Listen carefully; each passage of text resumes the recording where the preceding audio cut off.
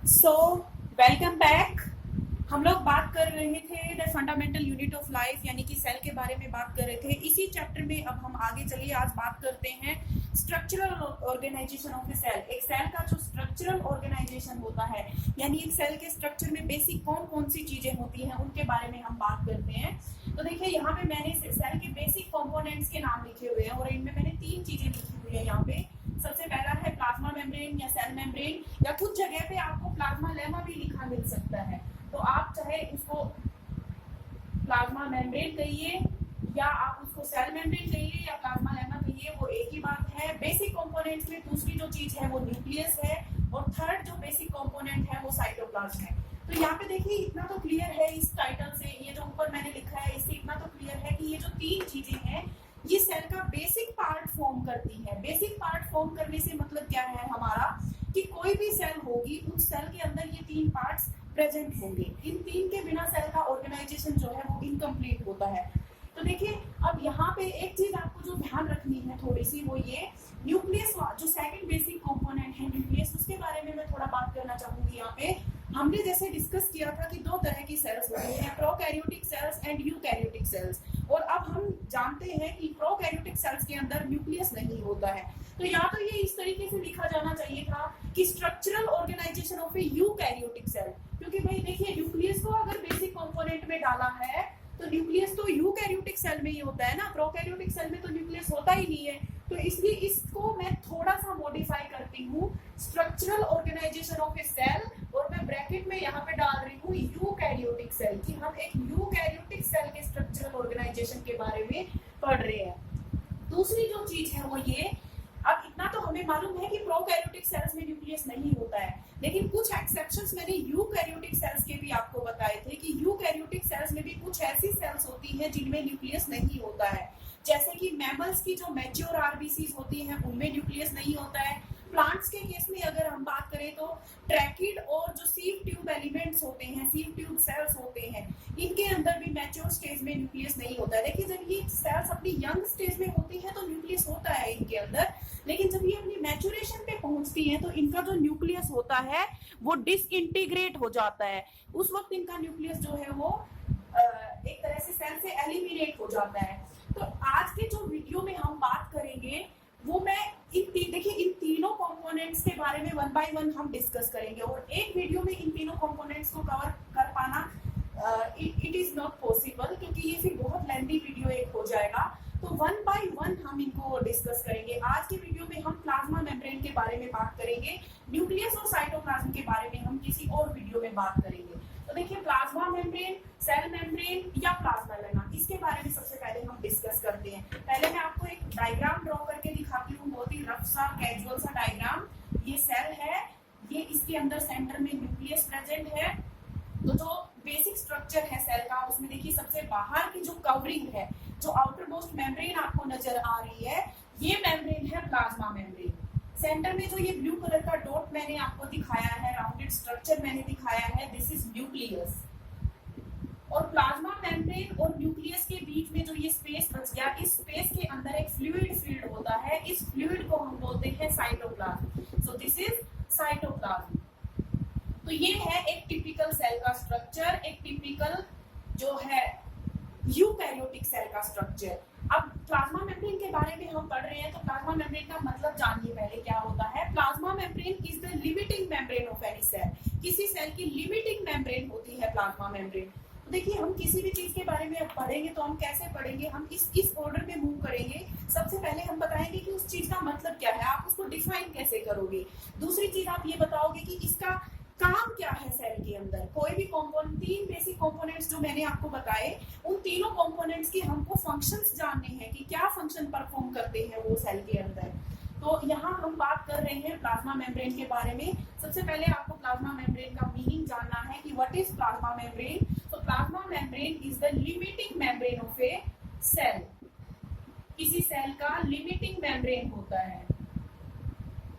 Limiting membrane से क्या मतलब होता है? लिमिटिंग मेम्ब्रेन से मतलब होता है वो मेम्ब्रेन जो उस सेल को लिमिट कर रही है। लिमिट करने का मतलब उसकी बाउंड्री को डिसाइड कर रही है। वो जितना भी फिर कंपोनेंट, जितना भी फिर मटेरियल होगा सेल का, वो सारा उस मेम्ब्रेन के अंदर की तरफ प्रेजेंट होगा।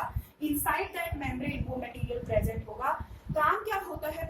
मेम्ब्रेन का। प्लाज्मा मेम्ब्रेन कई सारे फंक्शंस परफॉर्म करती है। हम स्ट्रक्चर भी पढ़ेंगे प्लाज्मा मेम्ब्रेन का, लेकिन पहले मैं 2-3 इसके फंक्शंस आपको बता दूं। प्लाज्मा मेम्ब्रेन क्या काम करती है। पहला तो सिंपल सा फंक्शन यही हो गया कि ये सेल को लिमिट करती है, सेल की बाउंड्री डिसाइड करती है, यानी सेल के इंटरनल कंटेंट को सेल के एक्सटर्नल एनवायरनमेंट से सेपरेट करने का जो काम होता है वो प्लाज्मा मेम्ब्रेन का काम होता है। तो न्यूक्लियस और साइटोप्लाज्म के बारे में हम बाद में पढ़ेंगे। प्लाज्मा मेम्ब्रेन का स्ट्रक्चर जो होता है वो क्या होता है, कैसे हम उस स्ट्रक्चर को देख पाते हैं, वो सारी चीजें हम यहाँ डिस्कस करेंगे। उससे पहले एक चीज और समझ लीजिए कि प्लाज्मा मेम्ब्रेन के अंदर जितना भी ये मटेरियल प्रेजेंट है सेल का, यानी कि न्यूक्लियस प्लस साइटोप्लाज्म, इसको कंबाइंड फॉर्म में बोला जाता है प्रोटोप्लाज्म। तो प्रोटोप्लाज्म के बारे में मैंने आपको उस वक्त भी बताया था जब हम हिस्टोरिकल एस्पेक्ट्स को स्टडी कर रहे थे।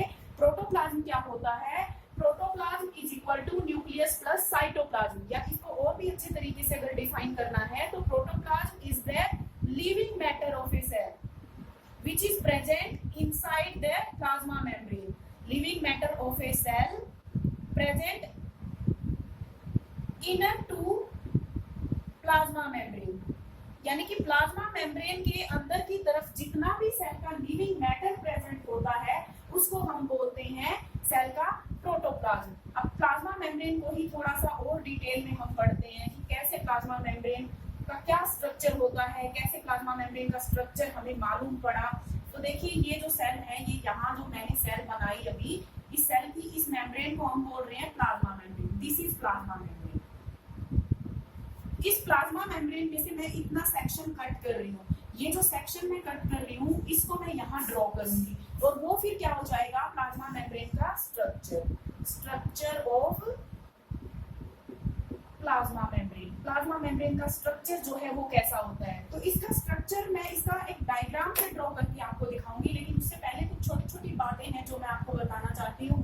वो ये कि देखिए जो प्लाज्मा मेम्ब्रेन है, सेल की जो लिमिटिंग मेम्ब्रेन होती है, वो मेम्ब्रेन उसके स्ट्रक्चर को हम केवल इलेक्ट्रॉन माइक्रोस्कोप की हेल्प से ही देख सकते हैं, visible only through electron microscope. Normal जो माइक्रोस्कोप होता है उसके थ्रू हम प्लाज्मा मेम्ब्रेन पे स्ट्रक्चर को नहीं स्टडी कर सकते। It is visible only through electron microscope. Electron microscope की हेल्प से प्लाज्मा मेम्ब्रेन के स्ट्रक्चर को डिटेल में स्टडी किया जाता है। अगर हम नॉर्मल माइक्रोस्कोप यूज करेंगे, नॉर्मल लाइट माइक्रोस्कोप अगर हम यूज करेंगे, तो हमें जो प्लाज्मा मेम्ब्रेन नजर आएगी वो इस तरीके से लाइन की तरह ही नजर आएगी। इसका जो डिटेल स्ट्रक्चर पढ़ा जाता है वो इलेक्ट्रॉन माइक्रोस्कोप की हेल्प से स्टडी किया जाता है। अब दूसरी चीज ये कि प्लाज्मा मेम्ब्रेन का स्ट्रक्चर कैसे हमारे सामने आया, कैसे हम प्लाज्मा मेम्ब्रेन के स्ट्रक्चर के बारे में जानते हैं। बहुत सारे साइंटिस्ट थे जिन्होंने अपने अपने मॉडल्स दिए। किसी साइंटिस्ट ने कोई मॉडल दिया और एक्सप्लेन किया कि प्लाज्मा मेम्ब्रेन किस तरीके की दिखाई देती है। इस तरीके से बहुत सारे साइंटिस्ट का कॉन्ट्रीब्यूशन है। लेकिन हम जिस स्ट्रक्चर के बारे में अभी बात करेंगे, प्लाज्मा मेम्ब्रेन के जिस स्ट्रक्चर के बारे में हम अभी बात करेंगे, that structure was given by 2 scientists named singer and Nicolson. 2 scientist थे, सिंगर एंड निकलसन नाम के साइंटिस्ट ने इन द ईयर 1972 इन दोनों साइंटिस्ट ने एक मॉडल प्रपोज किया और उस मॉडल को बोला, proposed a model to explain the structure of plasma membrane. Plasma membrane के स्ट्रक्चर को एक्सप्लेन करने के लिए सिंगर और निकलसन नाम के साइंटिस्ट ने 1972 के अंदर एक मॉडल दिया और उस मॉडल का नाम था फ्लूइड मोजाइक मॉडल। जब हम प्लाज्मा मेम्ब्रेन का स्ट्रक्चर पढ़ेंगे उस समय एक्सप्लेन करेंगे कि प्लाज्मा मेम्ब्रेन को फ्लूइड मोजाइक क्यों बोलते हैं। लेकिन अभी के लिए आप इतना याद रखेंगे कि जो मॉडल सिंगर और निकलसन ने दिया था उस मॉडल का नाम था फ्लूइड मोजाइक मॉडल। ठीक है जी, ये क्लियर है यहाँ तक सभी को कि प्लाज्मा मेम्ब्रेन का स्ट्रक्चर जो है उसको एक्सप्लेन करने के लिए बहुत सारे साइंटिस्ट्स ने कुछ मॉडल दिए। उनमें से जिस मॉडल को हमने सिलेक्ट किया हुआ है, जिस मॉडल को the model which is most accepted model is the model fluid mosaic model which was given by Singer and Nicholson in the year 1972। तो सिंगर और निकलसन ने क्या किया था, आरबीसीज के अंदर, ह्यूमन की आरबीसीज जो होती है, हमारे ब्लड के अंदर जो रेड ब्लड सेल्स प्रेजेंट होती हैं, उन आरबीसीज को फ्रीज फ्रैक्चर नाम की टेक्निक से उन्होंने उनकी प्लाज्मा मेम्ब्रेन को स्टडी किया with the help of electron microscope. इस तरीके से ये मॉडल हमारे सामने आया था और हम इसी मॉडल को अब एक्सेप्ट हमने कर लिया है और हम मानते हैं कि जो हमारी प्लाज्मा मेम्ब्रेन होती है सेल्स की, वो कुछ इस तरीके की दिखाई देती है। अब कैसी दिखाई देती है प्लाज्मा मेम्ब्रेन इलेक्ट्रॉन माइक्रोस्कोप के अंडर देखने पर, वो मैं अब आपके सामने यहाँ डायग्राम से एक्सप्लेन कर रही हूँ। तो देखिए डायग्राम कुछ ऐसा है कि हम कौन सा डायग्राम पढ़ रहे हैं, हम ये डायग्राम पढ़ रहे हैं कि ये जो प्लाज्मा मेम्ब्रेन है इसमें से मैंने इस पार्ट को कट किया हुआ है, ये जो पार्ट है यहाँ पे इसको मैंने कट किया हुआ है और इसको मैं यहाँ एक्सप्लेन कर रही हूँ अभी। तो देखिए स्ट्रक्चर जो है फ्लूइड मोजाइक मॉडल के अंदर जो स्ट्रक्चर है प्लाज्मा मेम्ब्रेन का, पहले मैं लिख रही हूँ यहाँ पे कि उसमें क्या क्या पार्ट्स प्रेजेंट होते हैं। Plasma membrane is a phospholipid bilayer. किस चीज की बनी होती है plasma membrane? Plasma membrane phospholipids की बनी होती है, यानी प्लाज्मा मेम्ब्रेन के अंदर फॉस्फोलिपिड्स प्रेजेंट होते हैं, इन विच जिसके अंदर प्रोटीन्स प्रेजेंट होते हैं। Proteins are embedded. जो प्लाज्मा मेम्ब्रेन होती है वो फॉस्फोलिपिड की बाइलेयर होती है और उसके अंदर प्रोटीन्स जो है वो एम्बेडेड होते हैं, यानी proteins floating in an ocean of phospholipids. ऐसा मालूम पड़ता है, ऐसा प्रतीत होता है जैसे कि जो प्रोटीन्स हैं ओशियन या सी, ऐसा लगता है प्लाज्मा मेम्ब्रेन का स्ट्रक्चर देखने में जैसे कि फॉस्फोलिपिड्स के एक ओशियन के अंदर, फॉस्फोलिपिड्स के एक सागर के अंदर, सी के अंदर प्रोटीन्स जो है वो फ्लोट कर रहे हैं, प्रोटीन्स जो है वो एम्बेडेड है। तो अगर कोई आपसे क्वेश्चन पूछे कि प्लाज्मा मेम्ब्रेन किस किस चीज की मिलके बनी है, तो प्लाज्मा मेम्ब्रेन फॉस्फोलिपिड्स से मिलके बनी है और उन फॉस्फोलिपिड्स के बीच बीच में क्या प्रेजेंट होते हैं? प्रोटीन्स प्रेजेंट होते हैं। अब देखिए स्ट्रक्चर देखने में कैसा लगता है प्लाज्मा मेम्ब्रेन का। सबसे पहले आप फॉस्फोलिपिड समझिए क्या होता है और फॉस्फोलिपिड कैसा दिखता है। एक फॉस्फोलिपिड क्या होता है? लिपिड जो है कुछ बायोमोलिक्यूल्स होते हैं, लिपिड के ऊपर अगर फॉस्फेट ग्रुप अटैच्ड है तो उस स्ट्रक्चर को हम बोलते हैं फॉस्फोलिपिड। और एक फॉस्फोलिपिड जो है वो इस तरीके का दिखता है। ये मैंने जो ड्रॉ किया है यहाँ पे स्ट्रक्चर, ये क्या है? ये एक फॉस्फोलिपिड है। इस फॉस्फोलिपिड के अंदर ये पोलर हेड है। देखिए दो रीजन्स हैं फॉस्फोलिपिड के अंदर। ये जो राउंडेड स्ट्रक्चर आपको नजर आ रहा है ये है पोलर हेड, और जो ये दो इस तरीके से जो आपको स्टॉक्स नजर आ रही हैं ये है non polar tails. These are non polar tails. तो देखिए फॉस्फोलिपिड का स्ट्रक्चर कुछ इस तरीके का होता है कि उसमें दो रीजन्स होते हैं, एक पोलर रीजन होता है, दूसरा नॉन पोलर रीजन होता है। जो पोलर रीजन है वो हेड होता है और नॉन पोलर रीजन जो है वो टेल होती है। ये पूरा एक फॉस्फोलिपिड है। अब पोलर और नॉन पोलर से क्या मतलब है? देखिए पोलर जो होता है वो हाइड्रोफिलिक होता है। हाइड्रोफिलिक का क्या मतलब होता है? हाइड्रो मतलब वाटर एंड फिलिया मतलब टू लव। तो जो वाटर लविंग साइड होती है वो पोलर हेड होता है। और नॉन पोलर का मतलब है कि ये हाइड्रोफोबिक है। तो अगेन हाइड्रो मतलब वाटर और फोबिया मतलब टू हेट। तो नॉन पोलर का मतलब है कि ये वाटर को रिपेल करता है, वाटर से अपने आप को बचाता है। ये मैंने जो स्ट्रक्चर बताया है छोटा सा यहाँ पे, ये फॉस्फोलिपिड का स्ट्रक्चर है कि इस तरीके से हम फॉस्फोलिपिड को शो करेंगे प्लाज्मा मेम्ब्रेन के स्ट्रक्चर के अंदर। अब मैं यहाँ ड्रॉ कर रही हूँ प्लाज्मा मेम्ब्रेन का स्ट्रक्चर। तो देखिए ये यहाँ पे मैंने बताया था कि प्लाज्मा मेम्ब्रेन जो होती है वो क्या होती है? It is a bilayer of phospholipids. Phospholipids की बाइलेयर है। तो मान लीजिए ये इधर एक लेयर होगी फॉस्फोलिपिड्स की, इसके जस्ट नीचे मैं दूसरी लेयर बनाऊंगी फॉस्फोलिपिड्स की। ये वन लेयर है, दूसरी लेयर कुछ इस तरीके से प्रेजेंट होगी यहाँ पे। Let me first draw the diagram, then I will explain this.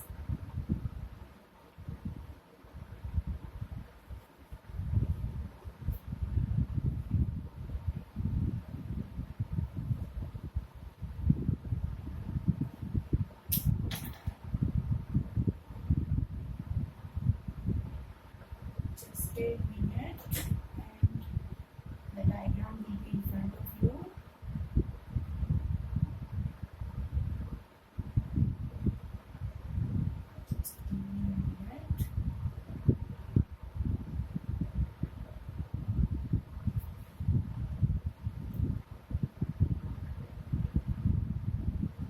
सबको मैं लेबल करूंगी आपके लिए कि ये जो मैं ड्रॉ कर रही हूँ ये क्या है। ये जो ब्लैक कलर के माचिस के स्टिक के जैसे स्ट्रक्चर दिखाई दे रहे हैं, तो ये तो ऑब्वियसली फॉस्फोलिपिड्स ही हैं, जैसा कि मैंने अभी बताया कि इस तरीके से हम फॉस्फोलिपिड को रिप्रेजेंट करेंगे। और उसके बाद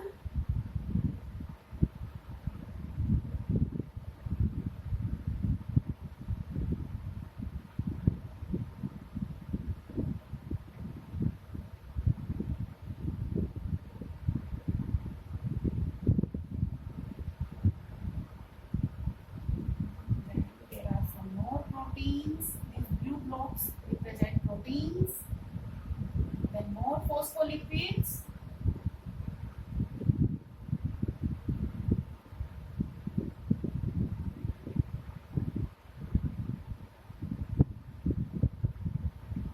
then there are some red structures in between.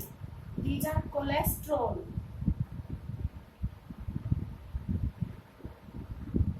I'll explain what is the function of cholesterol in plasma membrane.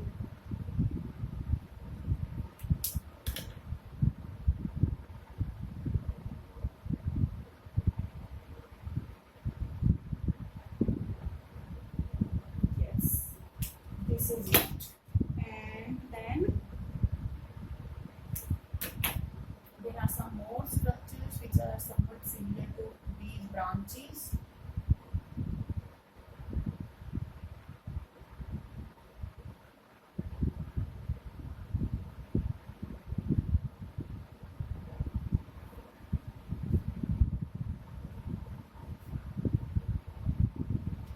जी आगे देखिए, ये जो मैंने स्ट्रक्चर यहाँ पे ड्रॉ किया है ये प्लाज्मा मेम्ब्रेन का स्ट्रक्चर है। अब देखिए प्लाज्मा मेम्ब्रेन ये राउंड स्ट्रक्चर है, ये राउंड जो लाइन नजर आ रही है राउंड बाउंड्री, इसको हमने प्लाज्मा मेम्ब्रेन बोला है। इसमें से मैंने सिर्फ इतना सा पोर्शन कट करके वो यहाँ पे ड्रॉ किया है, यानी कि ये कुछ इस तरीके से होगा कि इसको पूरे को लूप को हम क्लोज कर सकते हैं। और इसके जो बाहर की तरफ का जो एरिया है उसमें क्या है, सेल के बाहर का एनवायरनमेंट हो जाएगा, और ये जो एरिया है अंदर की तरफ का ये सेल का साइटोप्लाज्म रिप्रेजेंट करेगा। तो आई थिंक इतना क्लियर है सभी को कि ये जो मैंने ड्रॉ किया है ये एक्चुअल में क्या ड्रॉ किया है।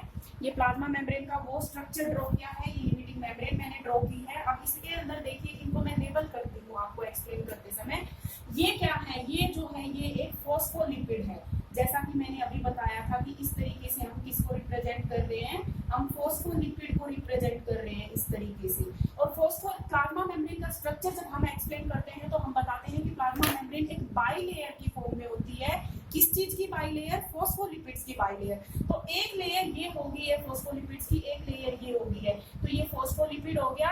इस फॉस्फोलिपिड के अंदर देखिए ये इसका पोलर हेड है, this is polar head and this is non polar tail, ये नॉन पोलर टेल है। अब आप यहाँ पे एक चीज ध्यान दीजिए, मैंने आपको पहले बताया कि पोलर हेड वाटर लविंग होता है, नॉन पोलर टेल जो है वाटर रिपेलिंग होती है, यानी वो वाटर से दूर मूव करने लगती है। तो देखिए फॉस्फोलिपिड्स ने दो लेयर में जब अपने आप को अरेंज किया तो कुछ इस तरीके से अरेंज किया है कि इनके पोलर हेड्स तो एक्सपोज्ड हैं, बाहर की तरफ दिख रहे हैं, और इनकी पोलर टेल्स जो है वो अंदर छुपी हुई है। दोनों ने एक दूसरे के अंदर अपने आप को छुपाया हुआ है ताकि ये वाटर के कांटेक्ट में ना आ सके, क्योंकि ये कैसी है, ये हाइड्रोफोबिक है, वाटर हेटिंग है, वाटर रिपेलिंग है। तो ये तो थी फॉस्फोलिपिड्स की अरेंजमेंट कि कैसे प्लाज्मा मेम्ब्रेन के अंदर फॉस्फोलिपिड्स अपने आप को अरेंज किए हुए हैं, बाई लेयर की फॉर्म में अरेंज किए हुए हैं, दो लेयर्स की फॉर्म में अपने आप को अरेंज किए हुए हैं। उसके बाद नेक्स्ट देखिए, ये जो मैंने ब्लू कलर के स्ट्रक्चर्स यहाँ पे बनाए हैं ये क्या है, ब्लू कलर के जो स्ट्रक्चर्स मैंने ये बनाए हैं ये प्रोटीन्स हैं। मैंने जैसा कि आपको बताया था कि प्लाज्मा मेम्ब्रेन का स्ट्रक्चर किस किस से मिलके बना है, फॉस्फोलिपिड्स और प्रोटीन्स से।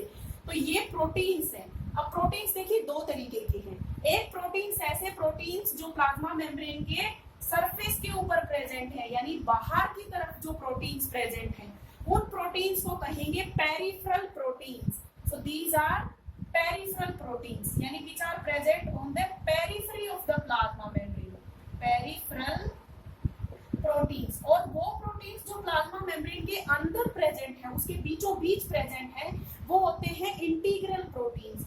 तो ये जो है मान लीजिए ये अंदर प्रेजेंट है तो इसको हम बोलेंगे इंटीग्रल प्रोटीन। और जो कुछ प्रोटीन्स ऐसे भी होंगे जो पूरी प्लाज्मा मेम्ब्रेन को क्रॉस करते हुए प्रेजेंट होंगे, यानी उसके एक एंड से स्टार्ट होंगे और दूसरे एंड तक वो पास हो जाएंगे। ऐसे प्रोटीन्स को बोलते हैं टनल प्रोटीन्स। यानी इन्होंने क्या बनाया हुआ है, प्लाज्मा मेम्ब्रेन के अंदर से एक टनल बनाई हुई है, एक सुरंग जैसा कुछ बनाया हुआ है इन्होंने। I think there is something wrong with the marker. तो ये टनल प्रोटीन्स हैं। उसके अलावा देखिए जो मैंने ये रेड स्ट्रक्चर्स बनाए हैं बीच बीच में, ये क्या है, ये कोलेस्ट्रॉल है। These are cholesterol molecules, cholesterol molecules हैं ये। और ये जो वाई कलर के, ये वाई शेप के जो स्ट्रक्चर्स हैं, कुछ फ्लैग जैसे नजर आ रहे हैं आपको, ये क्या है, ये है, दीज आर फोस्फोलिपिड के ऊपर जो ब्रांच प्रेजेंट है उसको बोलेंगे हम glycolipid. I am rubbing this diagram now just for a while. These are glycolipids. मैं इसका मतलब आपको समझाऊंगी कि glycolipids का क्या मतलब होता है। These are glycolipids।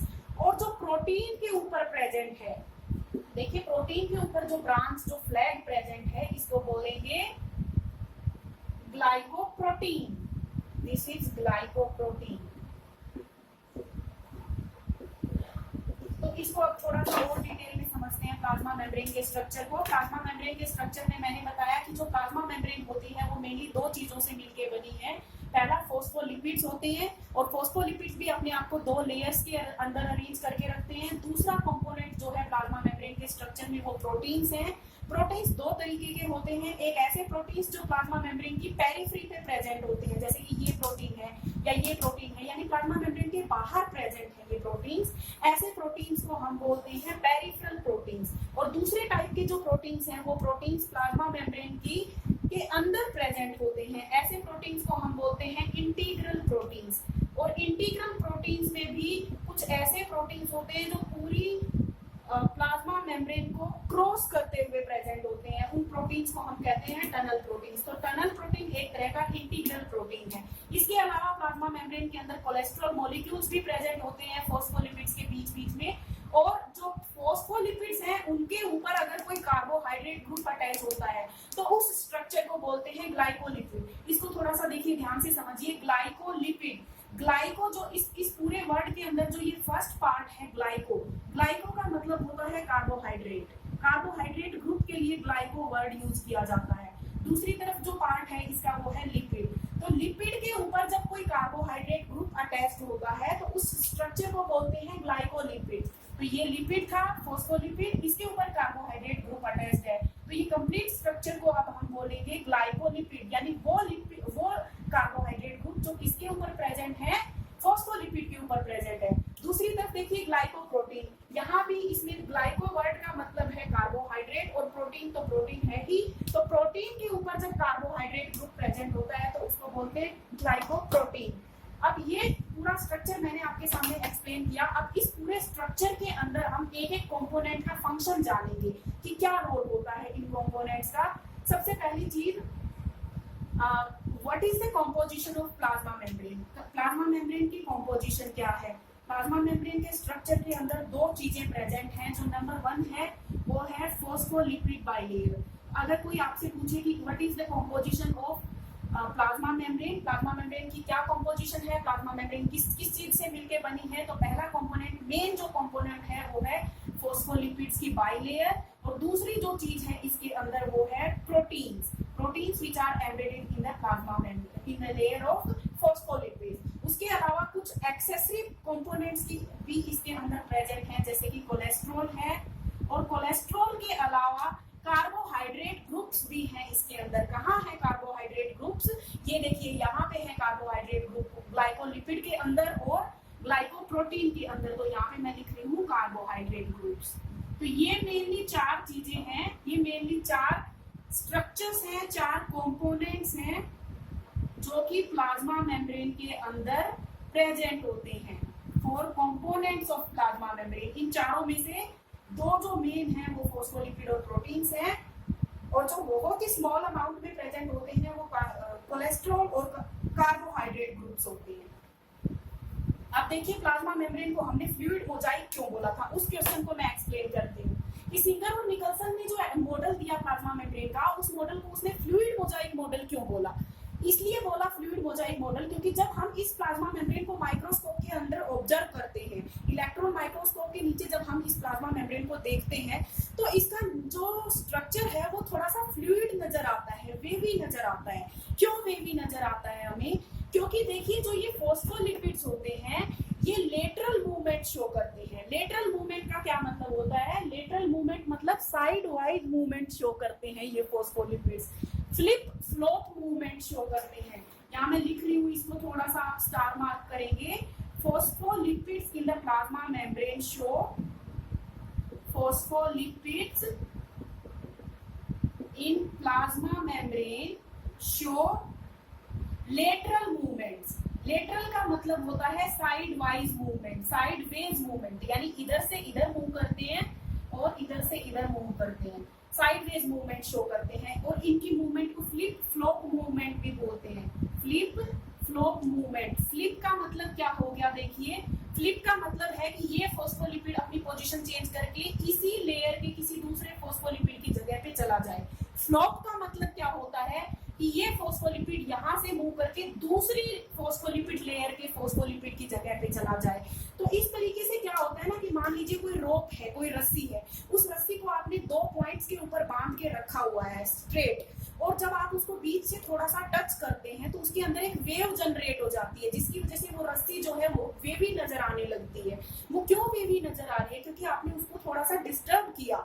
इसी तरीके से प्लाज्मा मेम्ब्रेन जो है वो बिल्कुल स्टेबल नहीं रहती है। इसके अंदर जो फॉस्फोलिपिड्स है वो मूवमेंट शो करते हैं, साइड वाइज मूवमेंट वो शो करते हैं, जिसकी वजह से हमें जो प्लाज्मा मेम्ब्रेन है थोड़ी सी वेवी नजर आती है। ऐसा लगता है कि जैसे डिस्टर्बेंस होती रहती है उसके अंदर। इसकी वजह से प्लाज्मा मेम्ब्रेन को फ्लूइड मोजाइक बोला गया है। प्लाज्मा मेम्ब्रेन बिल्कुल रिजिड नहीं होती है, ये थोड़ी सी सेमी फ्लूइड होती है या ये क्वासी फ्लूइड नेचर की होती है। दूसरी चीज जो ये कोलेस्ट्रॉल यहाँ पे मैंने दिखाए हैं, इनका फंक्शन कई बार पूछा जाता है कि कोलेस्ट्रॉल का क्या रोल है प्लाज्मा मेम्ब्रेन के अंदर। कोलेस्ट्रॉल जो है वो प्लाज्मा मेम्ब्रेन को स्टेबलाइज करते हैं। तो 2 मेन पॉइंट्स के ऊपर मैं फोकस कर रही हूँ यहाँ पे कि why plasma membrane is quasi fluid, why plasma membrane is fluid Mosaic. Plasma membrane को फ्लूइड मोजाइक क्यों कहा गया है, उसका आंसर ये है। दूसरा ये कि what is the role of cholesterol. Cholesterol जो है उसका क्या रोल है, ये एक क्वेश्चन हुआ यहाँ पे। एक क्वेश्चन ये, role of cholesterol in plasma membrane. Cholesterol का क्या रोल है? तो प्लाज्मा मेम्ब्रेन के जो स्ट्रक्चर को स्टेबलाइज करने का काम है वो कोलेस्ट्रॉल का काम है। स्ट्रक्चर को स्टेबलाइज करने का यहाँ पे क्या मतलब है कि देखिए जब टेम्परेचर के अंदर चेंजेस आते हैं, टेम्परेचर के अंदर आने वाले चेंजेस को अडॉप्ट करने का जो काम होता है वो कोलेस्ट्रॉल का काम होता है। So to stabilize structure of plasma membrane. तो ये था सारा प्लाज्मा मेम्ब्रेन के स्ट्रक्चर के बारे में। मैंने डायग्राम की हेल्प से आप लोगों को ये एक्सप्लेन किया कि किस तरीके से प्लाज्मा मेम्ब्रेन दिखाई देती है। तो फिर से मैं थोड़ा सा रिपीट कर देती हूँ, आपके सामने समराइज कर रही हूँ ये कि 1972 में सिंगर एंड निकलसन नाम के साइंटिस्ट, ये 2 साइंटिस्ट थे, इन्होंने इलेक्ट्रॉन माइक्रोस्कोप की हेल्प से ह्यूमन आरबीसीज की जो प्लाज्मा मेम्ब्रेन होती है उसको ऑब्जर्व किया, और उसको ऑब्जर्व करके ह्यूमन आरबीसीज के अंदर प्लाज्मा मेम्ब्रेन को ऑब्जर्व करके उन्होंने एक मॉडल दिया, जिस मॉडल का नाम था फ्लूइड मोजाइक मॉडल। ये मॉडल मोस्ट एक्सेप्टेड मॉडल है। इसी मॉडल को हम प्लाज्मा मेम्ब्रेन के स्ट्रक्चर को एक्सप्लेन करने के लिए स्टडी करते हैं। फिर मैंने आपको बताया कि प्लाज्मा मेम्ब्रेन किस किस चीज से मिलकर बनी है। तो मेनली 2 कंपोनेंट्स हैं, फॉस्फोलिपिड्स की बाइलेयर है एक तो, और दूसरा प्रोटीन्स है। इनके अलावा कार्बोहाइड्रेट्स और कोलेस्ट्रॉल भी प्लाज्मा मेम्ब्रेन के अंदर प्रेजेंट होते हैं। तो ये था प्लाज्मा मेम्ब्रेन का स्ट्रक्चर, मैंने एक्सप्लेन कर दिया। तो देखिए हम क्या क्या डिस्कस कर चुके हैं अब तक। प्लाज्मा मेम्ब्रेन जो है इसका हमने मीनिंग डिस्कस कर लिया कि प्लाज्मा मेम्ब्रेन का मीनिंग क्या होता है। दूसरी जो चीज डिस्कस की है हमने प्लाज्मा मेम्ब्रेन के बारे में, वो स्ट्रक्चर हमने डिस्कस कर लिया है प्लाज्मा मेम्ब्रेन का। अब मैं डिस्कस करूंगी properties of plasma membrane. Plasma membrane की क्या क्या प्रॉपर्टीज होती है। तो देखिए प्लाज्मा मेम्ब्रेन की प्रॉपर्टीज क्या क्या होती है। प्लाज्मा मेम्ब्रेन की सबसे पहली प्रॉपर्टी जो है वो ये होती है कि प्लाज्मा मेम्ब्रेन जो है वो फ्लेक्सिबल होती है, यानी कि वो एकदम रिजिड नहीं होती है, वो फ्लेक्सिबल होती है। क्योंकि ये कैसी होती है, सेमी फ्लूइड होती है। सेमी फ्लूइड बोलिए या क्वासी फ्लूइड बोलिए, क्वासी फ्लूइड होती है प्लाज्मा मेम्ब्रेन। दूसरी जो प्रॉपर्टी है प्लाज्मा मेम्ब्रेन की वो क्या है कि प्लाज्मा मेम्ब्रेन जो होती है इसको लिविंग कंसीडर किया गया है, it is considered as living. तीसरी जो प्रॉपर्टी है प्लाज्मा मेम्ब्रेन की वो क्या है कि plasma membrane is selectively permeable.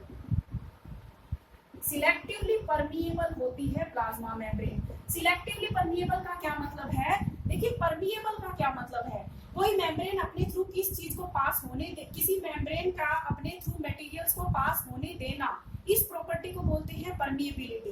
अब प्लाज्मा मेम्ब्रेन क्या है, सिलेक्टिवली परमिएबल है, यानी कि प्लाज्मा मेम्ब्रेन अपने थ्रू सारे मटेरियल्स को पास नहीं होने देती, कुछ सिलेक्टेड मटेरियल्स को ही अपने थ्रू क्रॉस करने देती है। उसके बाद नेक्स्ट जो प्रॉपर्टी है प्लाज्मा मेम्ब्रेन की, ये फ्लेक्सिबल है, लिविंग है, सिलेक्टिवली परमिएबल है। और नेक्स्ट जो प्रॉपर्टी है प्लाज्मा मेम्ब्रेन की कि ये मोजाइक नेचर शो करती है, it is Mosaic in nature. Mosaic का मतलब है कि इसका स्ट्रक्चर जो है हर वक्त एक जैसा नहीं रहता, वो बल्कि थोड़ा सा चेंज होता रहता है। ये सारी प्रॉपर्टीज हैं प्लाज्मा मेम्ब्रेन की। उसके बाद नेक्स्ट जो चीज हमें डिस्कस करनी है प्लाज्मा मेम्ब्रेन के अंदर ही, वो है प्लाज्मा मेम्ब्रेन के फंक्शंस, कि इसके क्या क्या फंक्शंस होते हैं प्लाज्मा मेम्ब्रेन के। तो देखिए प्लाज्मा मेम्ब्रेन के फंक्शंस क्या क्या होंगे। सबसे पहले प्लाज्मा मेम्ब्रेन जो है वो किसी भी सेल को लिमिट करती है। सेल की लिमिटिंग मेम्ब्रेन होती है, तो भाई मतलब ये सेल को लिमिट करती है ना। लिमिट करने का मतलब क्या है कि प्लाज्मा मेम्ब्रेन जो है वो it separates the content of a cell from its external environment. External environment से सेल के कंटेंट को ये सेपरेट करके रखती है। दूसरी जो प्रॉपर्टी होती है प्लाज्मा मेम्ब्रेन की, ये क्या है कि ट्रांसपोर्ट ऑफ मटेरियल्स। हर सेल के अंदर कुछ मटेरियल्स का ट्रांसपोर्ट होना होता है, कुछ मटेरियल्स को सेल के अंदर मूव करना होता है और कुछ मटेरियल्स को सेल में से रिमूव करना होता है। तो ये मटेरियल्स का जो ट्रांसपोर्ट होता है ये भी किसके थ्रू होता है, ये भी प्लाज्मा मेम्ब्रेन के थ्रू होता है। नेक्स्ट जो प्रॉपर्टी है प्लाज्मा मेम्ब्रेन की वो क्या है कि जो प्लाज्मा मेम्ब्रेन होती है वो क्या करती है कि सेल के अंदर अनवांटेड सब्सटेंसेस की एंट्री को रेस्ट्रिक्ट करती है। वो आगे किसी पॉइंट के अंदर हम उसको इंक्लूड कर सकते हैं। और नेक्स्ट जो फंक्शन है प्लाज्मा मेम्ब्रेन का वो ये कि प्लाज्मा मेम्ब्रेन जो है नेबरिंग सेल्स के साथ जंक्शन बनाने में काम करती है। यानी एक सेल की जो प्लाज्मा मेम्ब्रेन है वो अपने नेबर की जो सेल है उसके साथ कनेक्शन बनाने में हेल्प करती है। Plasma membrane makes connections with adjacent sales, connections with adjacent sales के साथ कनेक्शंस बनाने में हेल्प करती है। तो it was all about plasma membrane. Plasma membrane का मैंने आपको मीनिंग बताया कि प्लाज्मा मेम्ब्रेन क्या होती है। प्लाज्मा मेम्ब्रेन का मैंने आपको स्ट्रक्चर बताया कि कैसी दिखती है, किसने इसको डिस्कवर किया, इसके स्ट्रक्चर को कौन सा मॉडल किस साइंटिस्ट ने दिया। प्लाज्मा मेम्ब्रेन की प्रॉपर्टीज मैंने आपके साथ डिस्कस की, 3-4 प्रॉपर्टीज इसकी, और इसके बाद मैंने इसके फंक्शंस आपको बताए कि प्लाज्मा मेम्ब्रेन के फंक्शंस क्या होते हैं एक सेल के लिए। अब प्लाज्मा मेम्ब्रेन को एंड करने से पहले मैं आपके साथ एक बहुत इंपॉर्टेंट चीज यहाँ पे डिस्कस करूंगी, वो ये कि प्लाज्मा मेम्ब्रेन जो होती है, वेरी वेरी इंपॉर्टेंट पॉइंट, कि प्लाज्मा मेम्ब्रेन जो होती है its structure is universal. Structure of plasma membrane is universal. इसका मैं थोड़ा सा इलेबोरेट करती हूँ, इसका मतलब क्या है। पहली चीज तो आप ये जान लीजिए कि प्लाज्मा मेम्ब्रेन बेसिक कंपोनेंट है सेल का। बेसिक कंपोनेंट का मतलब है कि किसी भी सेल के अंदर प्लाज्मा मेम्ब्रेन प्रेजेंट होगी। Plasma membrane will be there in a cell. अगर कोई सेल है मतलब उसके पास प्लाज्मा मेम्ब्रेन है। प्लाज्मा मेम्ब्रेन के बिना सेल का एग्जिस्टेंस है ही नहीं। अगर प्लाज्मा मेम्ब्रेन नहीं होगी तो सेल के अंदर का जितना भी कंटेंट है वो सारा का सारा स्प्लिट हो जाएगा, वो स्कैटर हो जाएगा और सेल जो है डिसइंटीग्रेट हो जाएगी। तो plasma membrane is a most basic component of the cell. हर सेल के अंदर प्लाज्मा मेम्ब्रेन प्रेजेंट होगी, चाहे वो किसी भी ऑर्गेनिज्म की सेल हो, चाहे वो कोई भी सेल हो, उसके अंदर प्लाज्मा मेम्ब्रेन होगी ही होगी। दूसरी चीज, प्लाज्मा मेम्ब्रेन का स्ट्रक्चर जो है वो यूनिवर्सल है। इसका मतलब थोड़ा सा आप अच्छे से समझिए, चाहे कोई प्रोकैरियोटिक सेल है चाहे कोई यूकैरियोटिक सेल है, फिर यूकैरियोट्स में भी चाहे वो प्लांट सेल है चाहे एनिमल सेल है, देखिए कोई भी सेल है, हर सेल के अंदर प्लाज्मा मेम्ब्रेन का स्ट्रक्चर एक जैसा रहेगा, यानी प्लाज्मा मेम्ब्रेन की कंपोजिशन सेम रहेगी। कंपोजिशन सेम रहने का मतलब ये है कि प्लाज्मा मेम्ब्रेन जो है वो फॉस्फोलिपिड बाइलेयर्स और प्रोटीन्स की ही बनी होगी। प्लाज्मा मेम्ब्रेन के अंदर फॉस्फोलिपिड्स प्रेजेंट होंगे और प्लाज्मा मेम्ब्रेन के अंदर जो है प्रोटीन्स प्रेजेंट होंगे। इसलिए इसको बोला गया है कि structure of the plasma membrane is universal. Universal इसको मैं लिखूं, अगर लिखना चाहे हम इसको तो हम कुछ इस तरीके से लिखेंगे, स्ट्रक्चर remains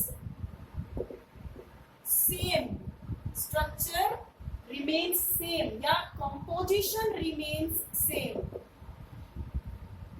या आप इसको ऐसे ही लिखिए कि structure remains same throughout the living world, throughout the living world।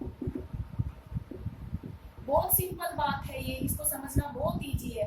हमने पूरी लिविंग वर्ल्ड की बात की है, यानी जो भी कोई लिविंग सेल है, कोई भी सेल है, उस सेल के अंदर प्लाज्मा मेम्ब्रेन होगी और वो प्लाज्मा मेम्ब्रेन सेम रहेगी। मान लीजिए, इसको ऐसे समझ लीजिए, हम ह्यूमंस हैं, हमारी सेल की जो प्लाज्मा मेम्ब्रेन है उसका स्ट्रक्चर क्या है, फॉस्फोलिपिड बाइलेयर प्लस प्रोटीन्स। कोई प्लांट है, उसकी सेल की प्लाज्मा मेम्ब्रेन क्या होगी, उसका भी स्ट्रक्चर यही रहेगा, फॉस्फोलिपिड बाइलेयर प्लस प्रोटीन्स।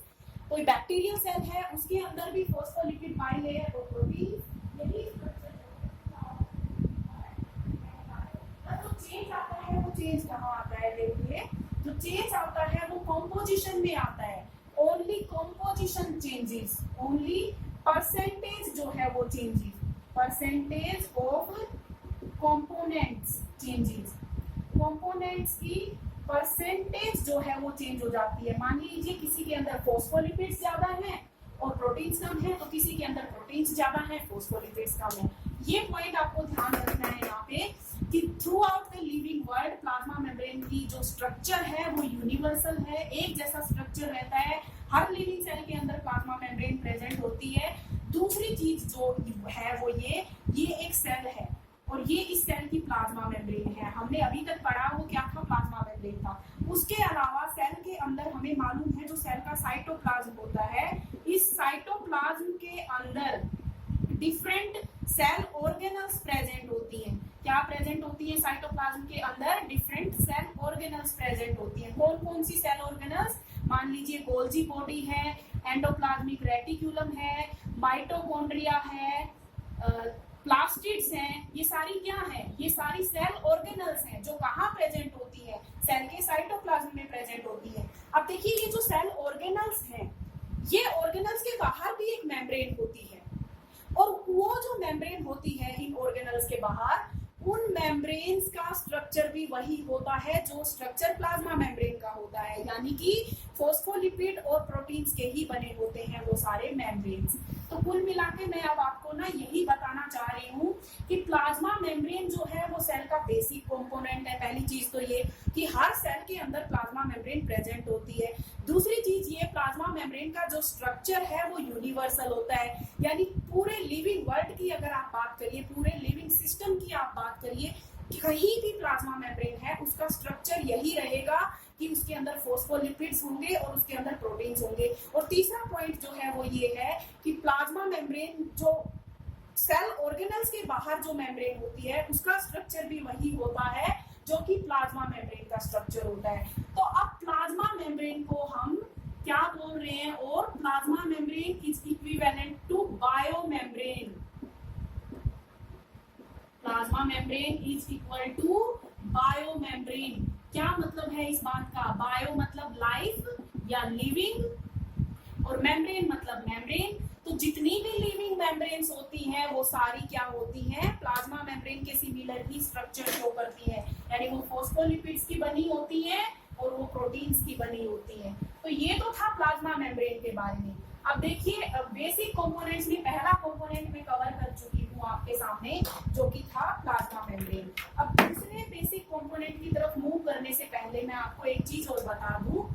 देखिए यहाँ बेसिक कंपोनेंट्स में लिख रही हूँ फिर से, the basic components of a cell are,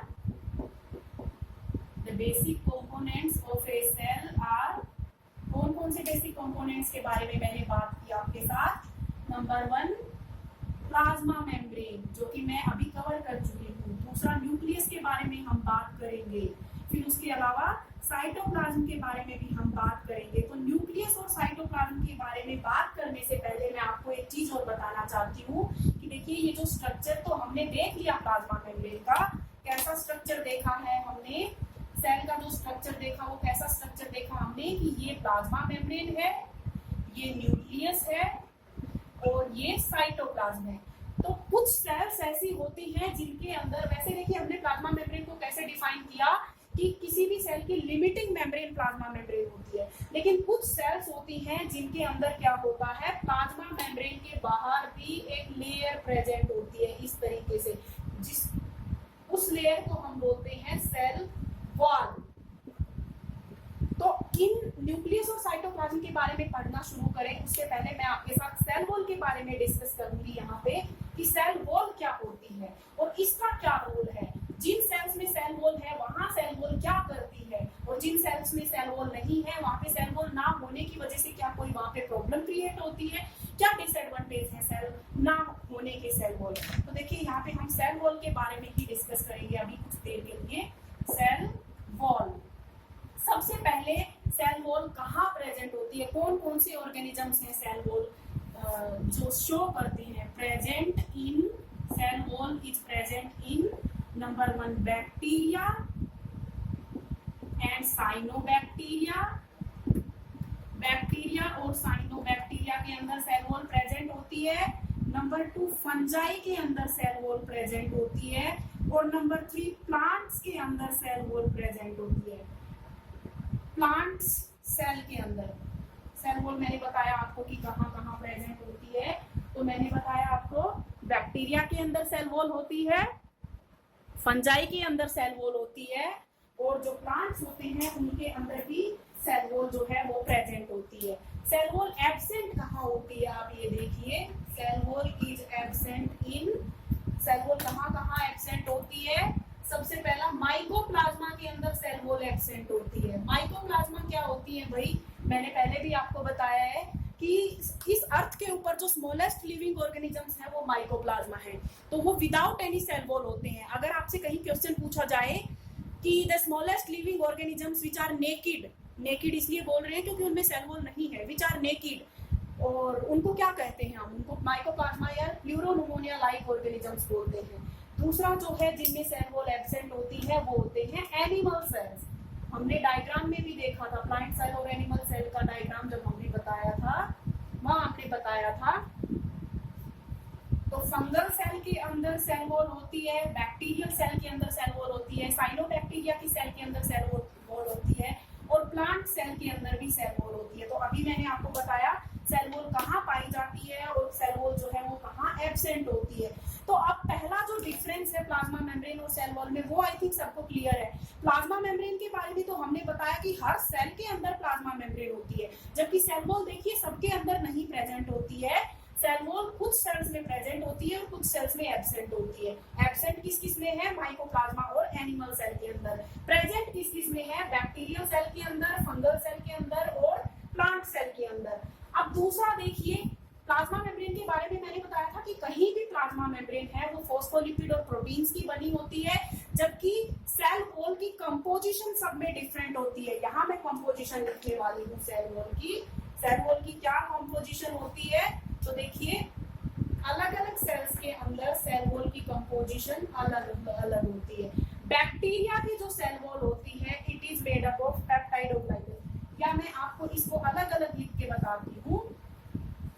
number 1 bacterial cell wall, bacterial cell wall.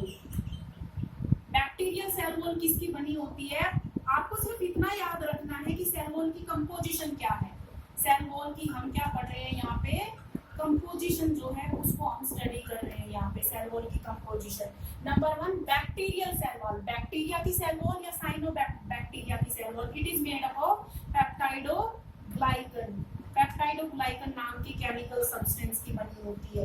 Number 2 जो है वो फंगल सेल वॉल, फंगस की सेल वॉल किसकी बनी होती है।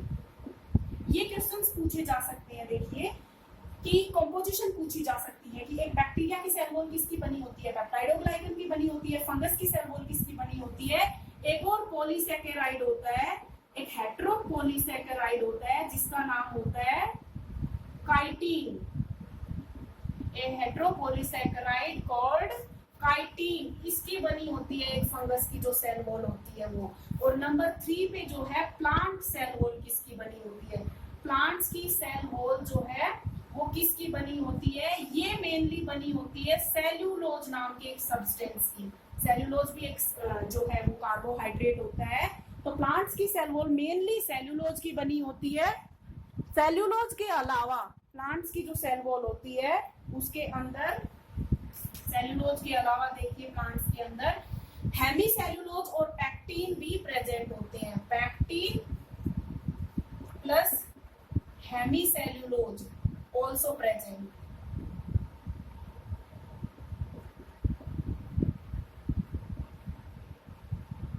हाँ जी, फिर से मैं आपको एक बार बता देती हूँ ये सब।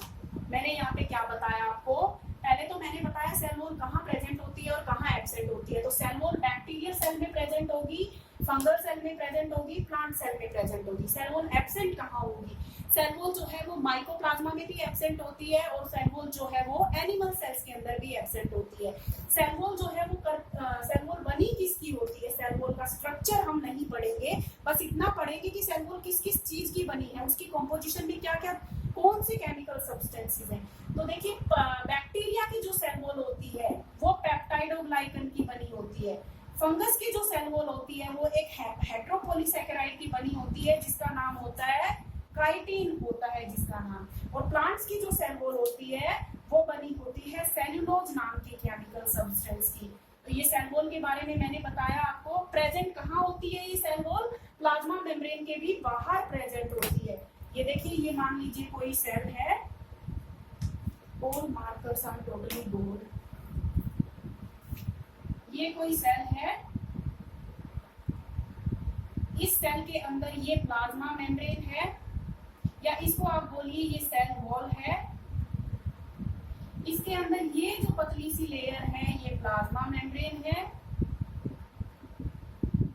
इसके अंदर ये जो है ये न्यूक्लियस है और ये साइटोप्लाज्म है। तो इस तरीके से सेल वॉल जो है वो प्लाज्मा मेम्ब्रेन के भी आउटर साइड में प्रेजेंट होती है।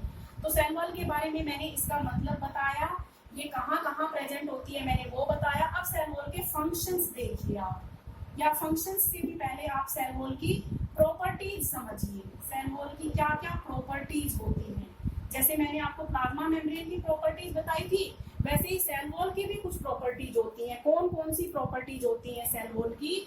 नंबर 1, सेल वॉल जो होती है वो बहुत ही ज्यादा रिजिड होती है। इट इज हाईली रिजिड, या रिजिड की बजाय आप इसको नॉन फ्लेक्सिबल भी बोल सकते हैं। जबकि हमने वहां क्या बताया था कि प्लाज्मा मेम्ब्रेन जो होती है वो फ्लेक्सिबल होती है, वो फ्लूइड मोजाइक होती है। दूसरी प्रॉपर्टी देखिए सेल वॉल की, cell wall is non living. Cell wall को जो है नॉन लिविंग कंसीडर किया जाता है। और उसके बाद नेक्स्ट जो प्रॉपर्टी है सेल वॉल की, वो प्रॉपर्टी ये है कि सेल वॉल जो होती है वो फुल्ली परमिएबल होती है। जब हमने प्लाज्मा मेम्ब्रेन की बात की तो हमने बताया कि प्लाज्मा मेम्ब्रेन तो सेलेक्टिवली परमिएबल होती है, जबकि सेल वॉल जो होती है वो फुल्ली परमिएबल होती है। तो ये 3 प्रॉपर्टीज है सेल वॉल की। It is highly rigid, number 2 it is non living, and number 3 it is fully permeable. अब बात करें अगर हम सेल वॉल के फंक्शंस की, कि सेल वॉल जो है वो कौन कौन से फंक्शंस परफॉर्म करती है। तो देखिए सबसे इंपॉर्टेंट फंक्शन जो है सेल वॉल का, अब क्योंकि ये रिजिड होती है ना, तो ये क्या करती है कि सेल की शेप को मेंटेन करके रखती है। Maintains shape of cell, cell की शेप को मेंटेन करके रखती है। दूसरा जो फंक्शन है सेल वॉल का वो क्या होता है, सेल को सपोर्ट प्रोवाइड करती है। It provides mechanical support to the cell. Third जो फंक्शन है सेल वॉल का वो क्या है कि सेल वॉल जो है वो क्या करती है, सेल वॉल इंजरी और इन्फेक्शन से प्रिवेंट करती है। प्रोटेक्शन का काम है, प्रोटेक्शन। किससे? प्रोटेक्शन, इंजरी से और इन्फेक्शन से। ये 3 फंक्शंस मैंने बताए। देखिए सेल वॉल की 3 प्रॉपर्टी लिखी है मैंने और 3 फंक्शंस लिखे हैं। पहली प्रॉपर्टी है कि सेल वॉल रिजिड होती है, दूसरी है सेल वॉल नॉन लिविंग होती है और तीसरी है कि सेल वॉल जो है वो फुल्ली परमिएबल होती है। उसके बाद मैंने सेल वॉल के फंक्शंस लिखे हुए हैं यहाँ पे कि सेल वॉल के फंक्शंस क्या क्या होते हैं। तो सेल वॉल का मेन जो फंक्शन है वो है सेल की शेप को मेंटेन करके रखना। उसके अलावा शेप को मेंटेन करने के अलावा जो सेल वॉल होती है वो सेल को सपोर्ट प्रोवाइड करती है और उसके अलावा सेल वॉल जो है वो सेल को प्रोटेक्शन प्रोवाइड करती है। किस चीज से प्रोटेक्शन प्रोवाइड करती है? Injury and infection. Protection from injury and infection, ये सेल वॉल के फंक्शंस हैं। अब देखिए भाई हमने सेल वॉल को भी पढ़ लिया है और हमने प्लाज्मा मेम्ब्रेन को भी पढ़ लिया है। अब मैं क्या करूंगी ना 2 मिनट में आपको फटाफट से सेल वॉल और प्लाज्मा मेम्ब्रेन में कुछ डिफरेंसेस बताऊंगी। सेल वॉल और प्लाज्मा मेम्ब्रेन में कुछ हम डिफरेंसेस देखेंगे। यहाँ पे देखिए, यहाँ इस तरफ मैं लिख रही हूँ प्लाज्मा मेम्ब्रेन और दूसरी तरफ हम बात करेंगे सेल वॉल के बारे में। इनमें हम डिफरेंसेस स्टडी करेंगे। तो प्लाज्मा मेम्ब्रेन देखिए, जो प्लाज्मा मेम्ब्रेन होती है present in every cell.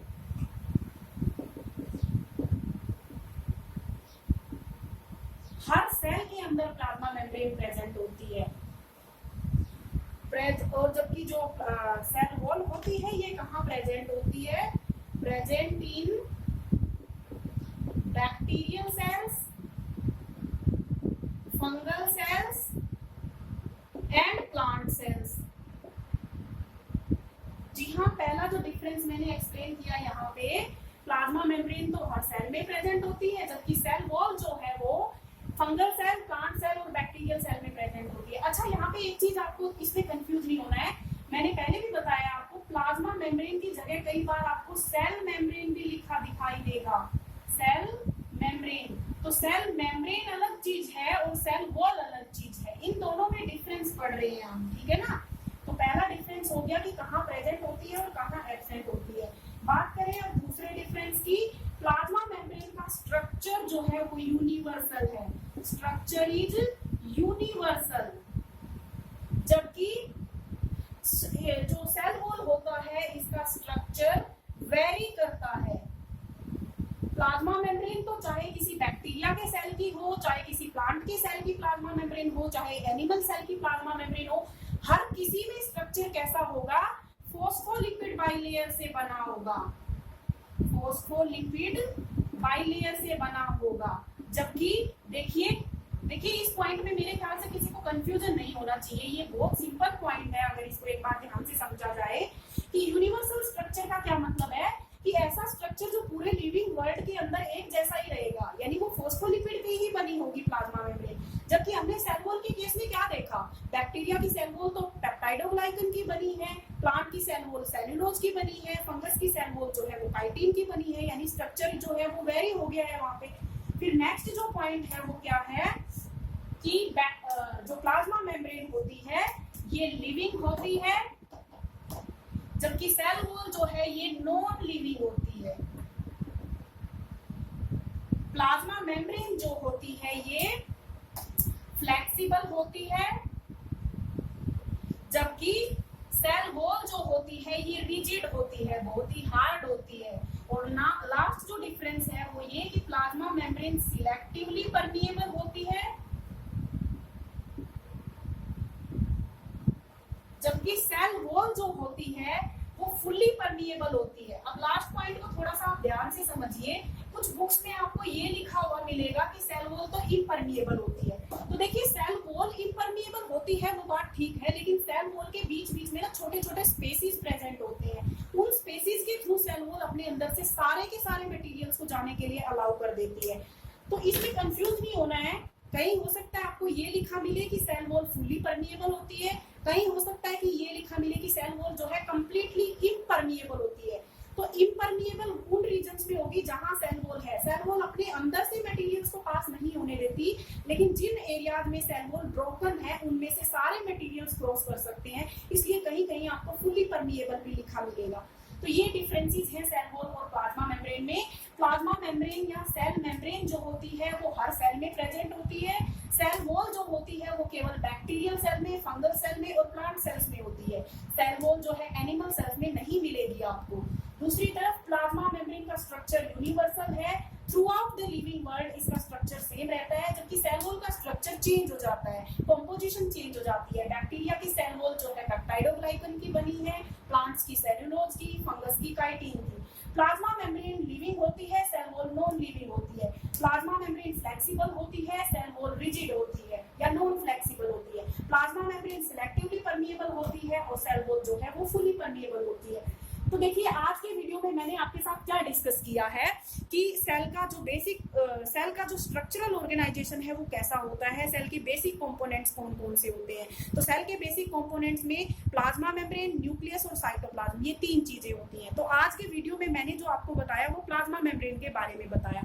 Plasma membrane के अलावा मैंने साथ ही साथ सेल वॉल के बारे में भी डिस्कस किया कि प्लाज्मा मेम्ब्रेन के बाहर भी एक मेम्ब्रेन प्रेजेंट होती है कुछ सेल्स के अंदर, of course not in all cells, not in all organisms, इसको हमने सेल वॉल नाम दिया। सेल वॉल के बारे में मैंने बताया। तो प्लाज्मा मेम्ब्रेन और सेल वॉल इन दोनों के बारे में मैंने आपको क्या बताया, पहला इनका मीनिंग बताया मैंने, दूसरा प्लाज्मा मेम्ब्रेन और सेल वॉल जो है उनका स्ट्रक्चर कैसा होता है वो मैंने बताया, किस चीज की वो बनी होती है वो मैंने बताया।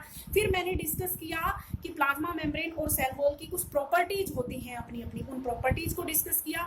फिर मैंने डिस्कस किया प्लाज्मा मेम्ब्रेन और सेल वॉल के फंक्शन क्या है होते हैं किसी भी सेल के लिए, उनको मैंने डिस्कस किया। इसके बाद लास्ट में मैंने जो डिस्कस किया वो ये कि प्लाज्मा मेम्ब्रेन और सेल वॉल के अंदर डिफरेंस क्या होते हैं, उन डिफरेंसेस को मैंने एक तरह से टेबुलर फॉर्म में आपको एक्सप्लेन किया।